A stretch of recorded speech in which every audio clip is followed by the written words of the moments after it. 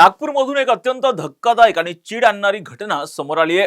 ज्या मैत्रिणीवर एका विवाहितेनं विश्वास ठेवला त्याच मैत्रिणीनं तिला एका मोठ्या जाळ्यात ओढल्याचा धक्कादायक प्रकार उघडकीस आलाय। नागपूरच्या हुडकेश्वर पोलीस ठाण्याच्या हद्दीत एका 34 वर्षीय विवाहित महिलेवर अत्याचार करून तिला ब्लॅकमेल करण्यात आल्याची खळबळजनक घटना आता समोर आली आहे। धक्कादायक बाब म्हणजे आरोपीने केवळ अत्याचारच केलेला नाही तर पीडितेचे फोटो आणि व्हिडिओ काढून तिच्याकडे 25,000 रुपयांची खंडणीही मागितली। पाहूयात हा नागपुरातील धक्कादायक प्रकार नेमका काय हेच या व्हिडिओच्या माध्यमातून समजून घेणार आहोत। नमस्कार, मी राजरत्न जोंधळे आणि तुम्ही पाहताय टॉप न्यूज मराठी। नागपूरच्या हुडकेश्वर पोलीस ठाण्याच्या हद्दीत एका विवाहितेसोबत कॉलेजमधील जुन्या ओळखीचा गैरफायदा घेत अत्याचार आणि ब्लॅकमेलिंगचा घृणास्पद प्रकार समोर आलाय। या प्रकरणी 34 वर्षीय पीडित महिलेने दिलेल्या तक्रारीवरून पोलिसांनी राहुल मनोहर कांटोडे आणि अपूर्वा मोरेश्वर दावरे उर्फ अपूर्वा मृणाल गद्दाम यांच्या विरोधात गुन्हा दाखल केलाय। पीडितेनं ही जी पीडित आहे पीडितेचं लग्न 2014 मध्ये झालेलं होतं। मात्र लग्नापूर्वी कॉलेजमध्ये शिकत असताना तिची ओळख शिवणगावचा रहिवासी असलेला राहुल आणि अपूर्वा यांच्याशी झालेली होती। या जुन्या ओळखीचा फायदा घेत आरोपी अपूर्वानं पीडितेला मानेवाडा रोडवरील एका हॉटेलमध्ये भेटायला बोलवलं। पीडित महिला तिथे पोहोचली तेव्हा राहुल आधीच तिथे उपस्थित होता। काही वेळातच अपूर्वानं आपल्याला व्यवसायानिमित्त बाहेर जायचंय असं सांगून तिथून पळ काढला।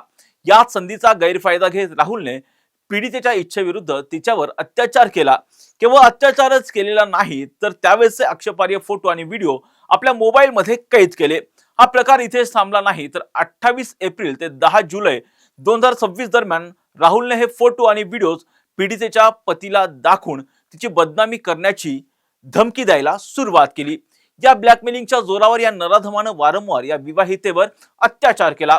विशेष म्हणजे मैत्रिणीनं तिचं रक्षण करण्याऐवजी अपूर्वानेही राहुलची साथ दिली। अपूर्वाने पीडितेला धमकावून 25,000 रुपयांची खंडणी मागितली। जेव्हा पीडितेने पैसे देण्यासाठी स्पष्ट शब्दामध्ये नकार दिला तेव्हा तिला मानसिक त्रास द्यायला सुरुवात करण्यात आली। इतकंच नव्हे तर राहुल सोबतचे संबंध पुढेही सुरू ठेवण्यासाठी अपूर्वानं पीडितेवर सातत्याने दबाव आणायला सुरुवात केली।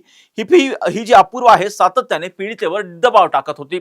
अखेर या त्रासाला कंटाळून पीडितेने पतीसोबत थेटपणे हुडकेश्वर पोलीस ठाण्यात धाव घेतली। अखेर या सततच्या मानसिक आणि शारीरिक छळाला कंटाळून पीडितेने धीर एकवटला आणि आपल्या पतीला घडलेला संपूर्ण धक्कादायक प्रकार सांगितला, आपबीती सांगितली। पतीनेही थेटपणे पत्नीला साथ दिली आणि हुडकेश्वर पोलीस ठाण्यात आरोपींच्या विरोधात तक्रार दाखल केली। पोलिसांनी या प्रकरणी राहुल कांटोडे आणि अपूर्वा दावरे यांच्या विरोधात संबंधित कलमान्वये गुन्हा दाखल केला असून पोलीस सध्या या दोन्ही आरोपींचा कसून शोध घेत आहेत।